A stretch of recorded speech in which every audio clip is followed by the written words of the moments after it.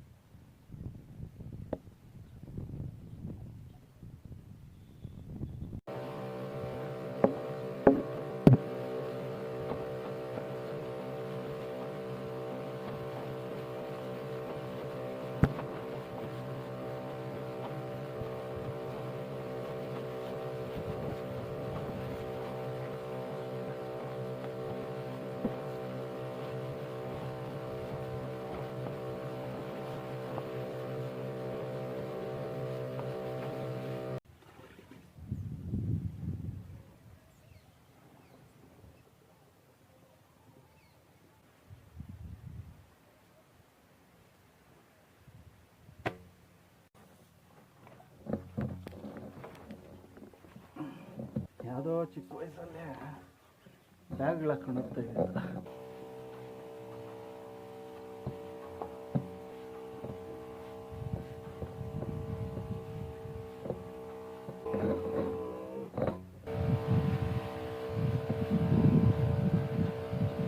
ಅಂಬು ಕಟ್ಟಿದೆಲ್ಲ ಆಗೋಯ್ತು. ಈಗ ಕಳೆ ಹೊರಿತಾ ಇದ್ದಾರೆ. ಒಂದೆರಡು ಉಡ್ಡೆ ಹಾಕವ್ರೆ, ಅದನ್ನ ಎತ್ಕೊಂಡೋಗಿ ಹಸುಗಳಿಗೆ ಹಾಕಬೇಕು.